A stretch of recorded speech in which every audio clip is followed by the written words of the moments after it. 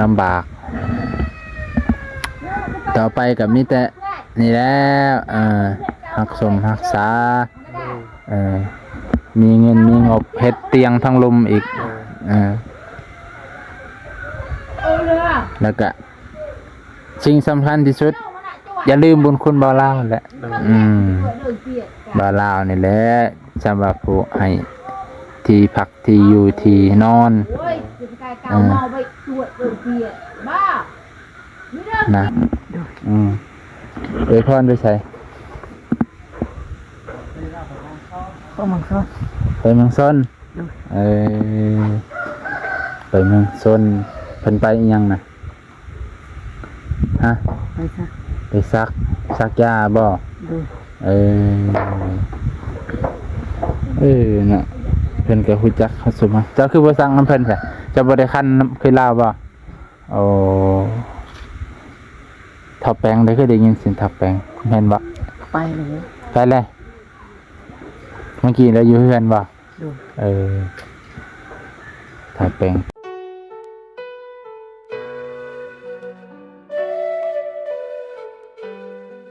โอเคไปพี่น้องมันนี่มาหาน้องเต้นสบายดีเด้อว้าบ้านหลังงามเลยเนาะโอ้เฮ็ดแล้วบัดนี้เนาะเรียบร้อย 100%โอ้ยังเตะหัวบันไดเนาะมาพี่ที่นี่มาห่มนี่ฮ้อนเลยนี่ฮ้อนแห้งเลยพี่น้องบ่เป็นหยังตัวงามเลยพี่น้องงามคักงามบ่างามปานแต้มมื้อนี้วันพระวันศีลสร้างเป็นหยุดวันพระวันศีลเพิ่นก็เลยหยุดพี่น้องนี่แหละบันไดขั้นตอนสุดท้ายเพิ่นน่ะเทตีนเสร็จแล้วได้นี่เทตีนโอ้เฮ็ดคักกว่าเฮือนสาวพรอีกเด้อนี่กลัวบันไดเพิ่นนี่ปึ๊บอัตนาใส่เดี๋ยวใหม่ก็มีแหละเฮือนสาวพรเพิ่นบ่มีบันไดแบบนี้เฮือนสาวพรเพิ่นมีบันไดแบบเฮือขึ้นตกงามไปพี่น้องมิดชิดกระทัดรัดมันนี่สบฮ้อนนี่ดิพี่น้องเอ้ยอากาศเกือบคิดว่าน่าจะ30กว่าองศา30กว่าพุ่นแหละความว่าฮ้อนประเทศลาวตารางเพิ่นก็สูงพอดีเอาเตียงใส่นี่งามซ้ำสินั่งทางลมอันนี้เป็นเทคักแน่เลยเนี่ยโอ้เทตีนใส่คักแน่เทปูนใส่เทว่าคักพี่แน่นหน้าทาวอนบัดไปเพิ่นน่ะตีนเสาเพิ่น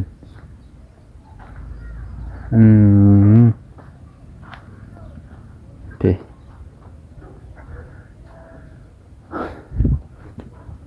กระทัดรัดสวยงามไปเนาะ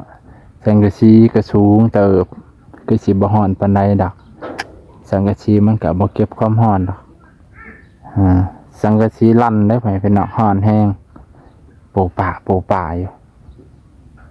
มื้อนี้แหละฮ้อนกว่าทุกมื้อเมื่อวานนี้ยังว่าไข่อยู่ยังมีลมมีอันนี้มื้อนี้ต้นไม้ก็บ่ติงลมก็บ่พัดคิงนิ่งอยู่ตะแห้งเลยติเนาะโอ้เพิ่นเทไว้แต่เมื่อวานนี้มื้อนี้มื้ออื่นเพิ่นก็ลุยแหละมื้อขึ้นเฮือนเพิ่นเมื่อวันพุธได้ยินเพิ่นว่าไปเพิ่นน่ะ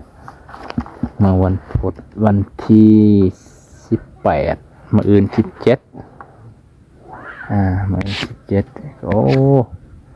ได้ขึ้นเฮือนหลังใหม่แหละบอกบ่าวนงนำไปเนาะมาผูกคอต่อแขนมาเย็นดีน้ำเพิ่นมาคำมาคูนเพิ่นว่าเนาะบางนี่ได้บ่บางน้ำมาคำมาคูนไปเนาะคนบ้านเดียวกันเนาะถือว่ายินดีนำได้เฮือนหลังใหม่งามต่อไปก็รักษาให้เพิ่นบ่มีหยังหลายดอก บ่ต่างหยังกับเพื่อนสาวพรต่างแต่ว่าสาวพรมันเป็นคนโสดเนาะเฮาเป็นคนบ่โสดขนาดคนโสดก็ยังลูกเต็มอยู่ด้านขนาดผมมีครอบครัวยังบ่มีลูกคนทำอิฐคนที่2แหละแต่ว่าอันนี้คนทำอิฐที่ได้อยู่เฮือนหลังนี้ตัดสิตังซื้อลูกจังไดเนาะให้เหมาะกับเพื่อนใหม่คันผู้หญิงก็สิว่าน้องใหม่เนาะคักไปพี่น้องสร้างเพิ่นเกี่ยวเฮ็ดบ่ได้ดนเนาะทางต่างเลยมีติดใส่กับไปใส่หลบอยู่ถึงแล้วเลยโอ้หลบทางเทิงยามทันใจทางกระซีหลบมีทางหากเลยเนาะมีเขาซื้อไว้โอ้ลูกผู้ได้ให้ละหน่อยนี่แหละไปแล้วต่อไวรวดเร็วทันใจเพียนน้องมิกตะกี้เพิ่นก็อยู่จังซี่แล้วคิดเบิ่งคันย่ำนี่ป้องต้องฮ้อนแบบอบอ้าวเลยนะแพ้ๆนะอันนี้ใครแน่ละก็คิดอยู่แล้วเพิ่นสิมีบุญมีนี่บ่กันเพิ่นก็มีบุญมีนี่อยู่แพ้ๆนะเนี่ยย้อนบ่าวลาวนั่นแหละเพิ่นก็โอ้ดีตนสงสาร FC บ่าวลาวพ่อแม่ลุงป้าบ่าวลาวเพิ่นก็ดีตนเห็นน้องมิกอยู่ลำบากต่อไปก็มีแต่นี่แล้วรักสมรักษามีเงินมีงบเฮ็ดเตียงทั้งลุมอีกแล้วก็สิ่งสำคัญที่สุดอย่าลืมบุญคุณบ่าวลาวแหละบ่าวลาวนี่แหละสำหรับผู้ให้ที่พักที่อยู่ที่นอนนะไปนะมานี่กะแจ้งเลยว่าวันที่18วันพุธกับ18วันพุธเนาะก็เป็นมื้อนี้สิมาค่ำ2ค่ำพอดีเนาะมื้อ2ค่ำเป็นพอดีงามไปพี่น้องเลิกงามยามดีก็ได้เป็นเพื่อนใหม่ก็สิขึ้นคือกับเพื่อนสาวพ่อนั่นแหละแขกกะอยู่ทางลุ่มถ้ามันหล่นทางเทิงยืมเตียงสาวพ่อน่ะมื้อนั้นเนาะยืมเพิ่นนี่แล้วจังได๋ก็บ่มีเตียงเนาะยืมมาใส่แท่นี้ก็ให้มีแขกมีบอนให้แขกนั่งเนาะเฮ็ดอยู่เฮ็ดกินกับทั้งพี่แม่ไปเนาะบ่ยากตอนนี้บ่ยากดอกพื้นเพิ่นก็มีเต็มอยู่พื้นเพิ่นก็หลายโอเคยินดีนำมื้อหน้าเด้อสบายดีเดี๋ยวมื้องานจังพ้อกันอีกทีนึงไปซะนะพ้อมายินดีครับมาค้ำมาคูนเขาเอิ้นว่าท่านมาค้ำมาคูนเฮือนเพิ่นนั่นแล้วได้เฮือนหลังใหม่เฮือนกระทัดรัดเหมาะสมคือกับเฮือนสาวพรเฮือนสาวพรก็พอดีงามเพื่อกันความสูงก็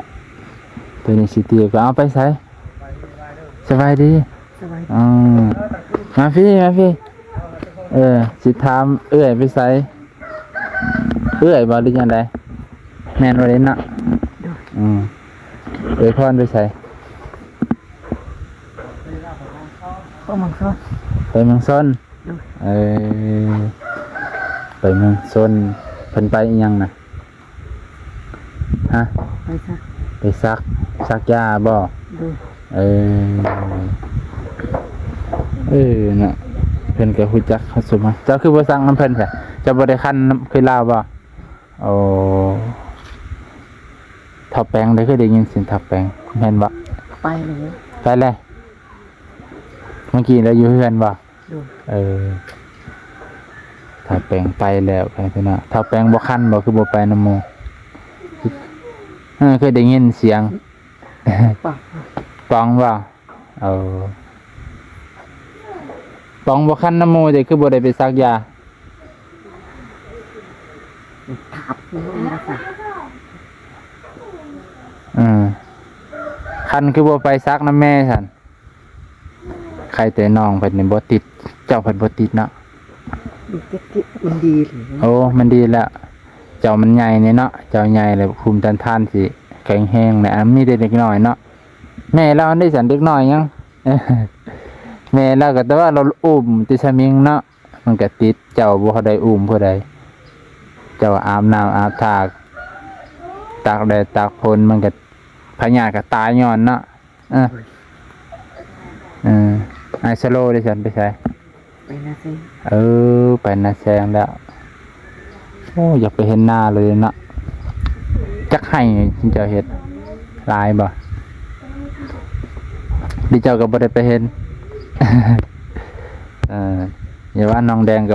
บ่เห็นหันหน้าไปดนแล้วบ่สาวพรน่ะ ไปด้วย ต่อไปแต่ดนแล้วไปพี่น้องเจ้าก็เลยอยู่เอาเท่ากึกเนาะยังชุบอีหยังได้นี่